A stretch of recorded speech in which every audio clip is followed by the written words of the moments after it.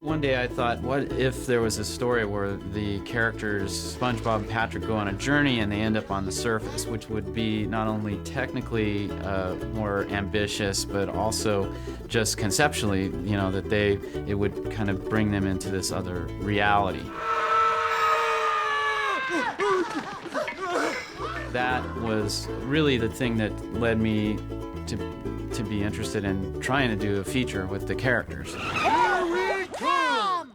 It's a road movie. It's a great road movie adventure, and it's just nuts. I am continually dazzled and delighted with what these guys are coming up with. SpongeBob came from my interest in the ocean. I was interested in scuba diving early on and surfing and really basically loved the ocean. And it's just the most fascinating place. But I also am interested in animation, so really SpongeBob is a combination of these two things that I really enjoy. I was interested in doing a show that starred one character that was kind of an innocent, based on some of the classics like Chaplin and Laurel and Hardy, that sort of humor where these childlike characters unhinge everybody around them. In your face! It dawned on me that a sponge was a really odd animal, and that would make a really strange, oddball kind of the center of the world. Look at this little guy. That's really where that idea of doing a character about a sponge came from. Originally, SpongeBob was going to be a realistic sea sponge. He looked like a loofah mixed with a rock, mixed with a potato. Not really telegenic or pleasing to the eyes. And I was still looking for that kind of squeaky, clean nerd, and I drew a square sponge, like a sink sponge, which isn't a real sponge. Those are actually fake. You know, they're cellulose. But it looked so funny, and it seemed to fit the personality I was looking for. And that's really when things started to take off. I had this square, sponge-shaped oddball that was going to embody innocence in this show. SpongeBob is an adult character that acts like a child, and he has a child's perspective, and he's well-meaning, but this often causes him trouble. I would say the show is really about not losing that, not losing your childlike sense in life, you know, that it can be helpful in solving problems. It also can cause trouble, and it does for him. We're just kids. A couple of kids in way over their heads. He is this innocent character. He lives in a pineapple next door to a guy that lives in this Easter Island head-like house, obviously the curmudgeon in town, and that makes for a lot of interesting stories.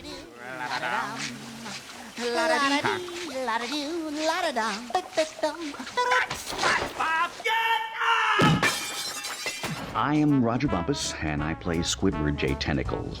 He's more of an adult, tries to be at least. I listen to public radio. He's an octopus, but they call him Squidward. I've never understood. I guess Octoword just didn't work for a name, though. But he's a kind of, I always likened him to the Mr. Wilson to SpongeBob's Dennis the Menace. Too bad SpongeBob's not here to enjoy SpongeBob not being here. To me, there's something just so funny about that Jack Benny, loyal to nobody character that Roger Bumpus does such a great job of playing in Squidward. Mr. Krabs! Oh no, this is terrible! Who's gonna sign my paycheck? Squidward has a bicycle, and I personally ride a certain type of bicycle, a recumbent bicycle, and they gave Squidward my recumbent bicycle in this. My little inside joke in the whole thing. No one's gonna know it but me. SpongeBob lives in a pineapple. His neighbor is Squidward, the squid that's a curmudgeon, and then next to him is SpongeBob's best friend, Patrick, who's probably the dumbest guy in town. He lives under a rock, literally. Patrick is one of the denizens of Bikini Bottom. I'm good buddies with SpongeBob, and we have lots of misadventures. This one goes out to my two bestest friends in the whole world, Patrick and his big peanut guy. Everyone knows that Patrick is a dolt. Did you see my underwear? No, Patrick. Except SpongeBob. Did you want to? SpongeBob thinks Patrick is a genius. SpongeBob thinks that all Patrick's ideas are good ideas. I have to use the bathroom. That Patrick is a smart guy, that Patrick knows what's up. I'm supposed to get a toy with this? Patrick is a gamer. Thanks. Patrick is definitely a gamer. And it's an interesting world that it has kind of a childlike, I think, experience of the world around them without the guise of supervision. And it's kind of like kids living without parents in a way. I guess you could say that maybe Squidward and Mr. Krabs provide kind of the voice of authority. What I'm trying to say is, you're just a kid. But they're not parents, though, so it's kind of a freakish scenario, I think, in that way. Hello, I like money.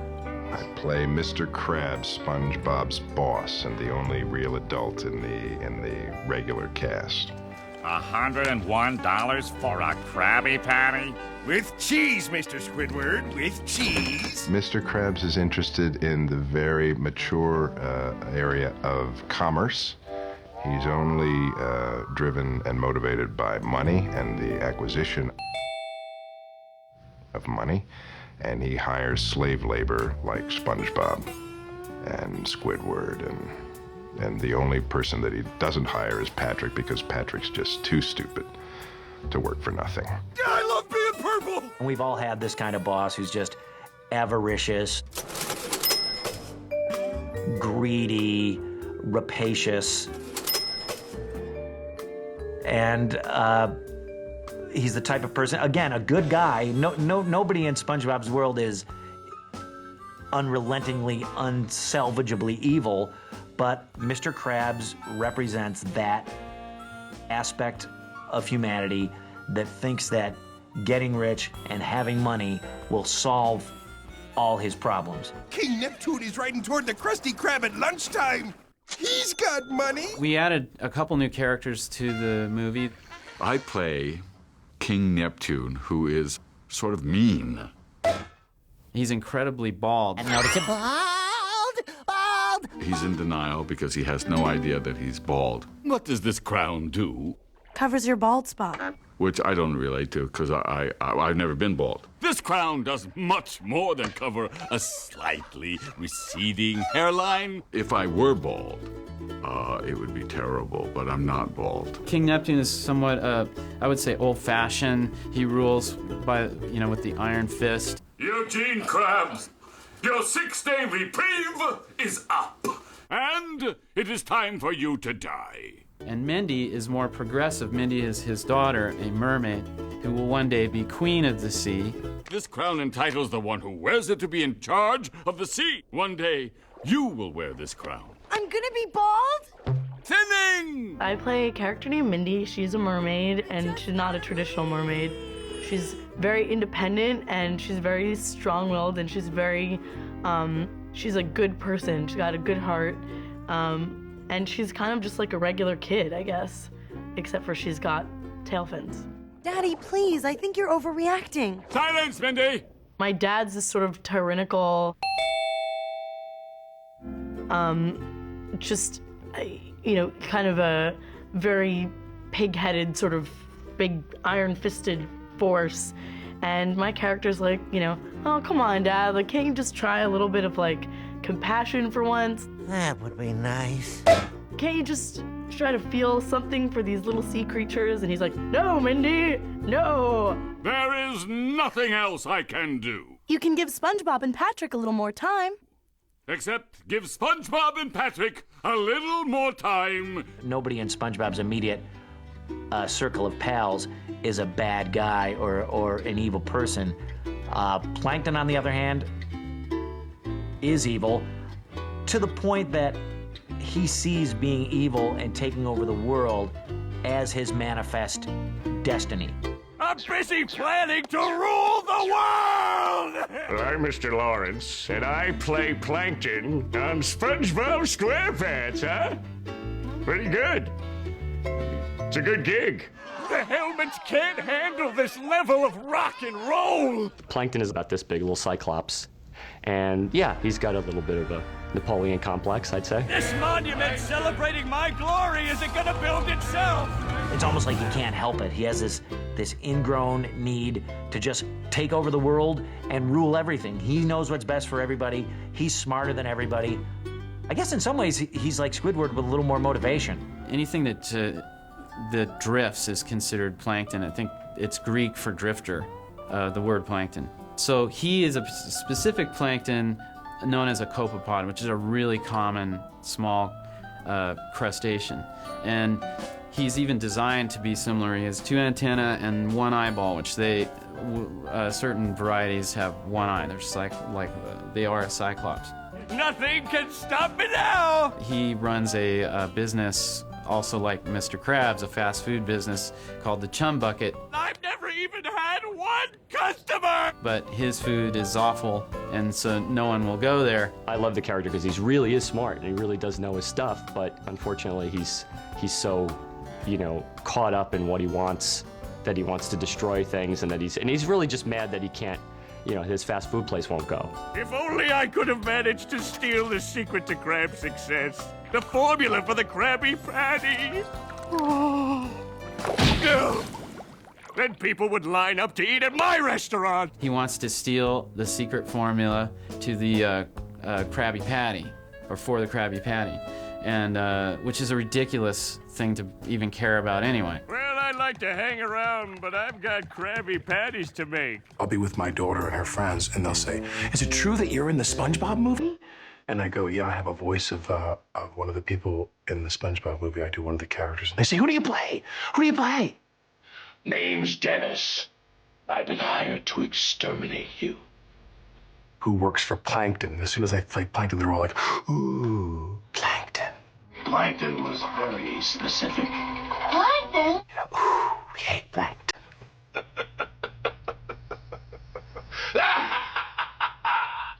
And I've learned now to really push that button with them. So when the next day there'll be a different round of people, my kids' friends, and they'll say, "So are you in the SpongeBob movie?" And I'm like, "Yeah, I work for Plankton." And they all go, "Oh, Plankton." They hate Plankton. So I'm learning more and more about where everybody fits in the SpongeBob world. That was beautiful, but we got S a little too hot. I'm gonna come out there and kill the sound man. Let's do it again. When you set out to do a movie, there should be something special about the movie, I guess the hook of the movie. You know, what's the hook here? And I think the hook is that these guys are going to take a major leap into live action, and for us, technically, that's a huge thing. We never really had the characters running around in a live action world, so that was presented an interesting challenge, and I think that for the audience, I would hope that it's a payoff, you know, that they're going to see something that they would never see during the series. Oh no. How will we ever get back to Bikini Bottom now? I got this phone call from Steve, who created SpongeBob, and called me up and said, "Hi, we're doing a picture called SpongeBob, and we'd love you to be in this." And I said, "I don't care what the part is, I'm in." Because when I mention the word SpongeBob around my household, my kids go crazy. I've seen the show, I love the show, but mainly it's because my kids said, "Dad, you gotta do this one." And I love Nickelodeon. I think it's a really positive thing for kids. And so I was really honored and happy to do this. Look up like that, like, yeah. Oh, yeah, please do it again. Okay. Here we go, picture. DH, as I like to call him, meets Patrick and SpongeBob at the edge of the beach, and they're trying to get back with the crown, and they're actually they don't have any way to get back, and so Hasselhoff shows up, and he's like the superhero, you know, coming to offer them a free ride back. Action!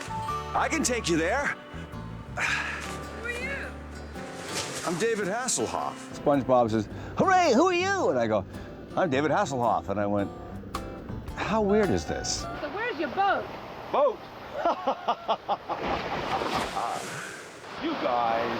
Good, and cut. Somebody said, what if he doesn't have a boat? And so he just swims, and basically Hasselhoff comes running down the beach when they need help and puts him on his back and swims to Bikini Bottom, which is out in the middle of the Pacific. Hooray for Hasselhoff! This is our enormous 13-foot Hasselhoff body. Oh! The double size. 700-pound David Hasselhoff replica with hair from a yak. This is from a yacht. And we built a double-sized version because of all the action that takes place on Hasselhoff's back. Go, Hasselhoff! And we didn't want to ask Hasselhoff to lay in this position for 2 weeks straight while we filmed macro photography on his back. Once Hasselhoff is bringing SpongeBob and Patrick back to Bikini Bottom, and he's cruising along like a speedboat. They're actually riding on his back, and Dennis shows up, and there's a whole fight sequence on the back, goes all up and down the legs, like as if it's a fight on top of a train from an action movie, and like SpongeBob's in danger of falling off into the water, and so there's all these great shots looking down the legs, and all these amazing shots that we couldn't have gotten with an actor. So we had to build this giant version of him. Take it easy back there, fellas. He totally understood that it was campy and that he really got it. And after the shoot, I realized no one else could have done this. I mean, the guy was in shape. He has a stunt double that they worked together with, but he does a lot of his own stunts, and he went the whole 9 yards. I mean, he really worked hard for us and did a performance greater than I imagined. And all the while, I know he was excited to do it for us. He was really helping us out, and great job. He did a great job. You done good, Hasselhoff. You done good. On this trek, SpongeBob learns a lot about himself. So there's actually his personal growth in the story is that he learns to believe in himself. I've been through a lot in the past 6 days, 5 minutes, 27.5 seconds. And if I've learned anything during that time, it's that you are who you are. This movie is very much a journey that SpongeBob and Patrick take to prove that even though they're perceived as being children and, sort of goofball children at that, that they are able to achieve great things despite their lack of experience and despite their lack of worldly knowledge. I did what everyone said a kid couldn't do. I made it to Shell City, and I beat the Cyclops, and I rolled the Hasselhoff, and I brought the crown back! I guess it is a little bit of a wish fulfillment fantasy that a child would have, is that everything is riding on the green kids just because they're the last people left. Hooray! We made it! That's kind of a sidebar. The most important thing is that Mr. Krabs is in peril. It's a story about a crab, and he's been framed by his nemesis Plankton. That's the story. SpongeBob, me boy! I'm sorry I ever doubted you. That's a mistake I won't make again. Oh, Mr. Krabs, you old soft serve. Oh, I'm a goofy goober, yeah. You're a goofy goober, yeah. We're all goofy goobers, yeah. Goofy, goofy, goober, goober,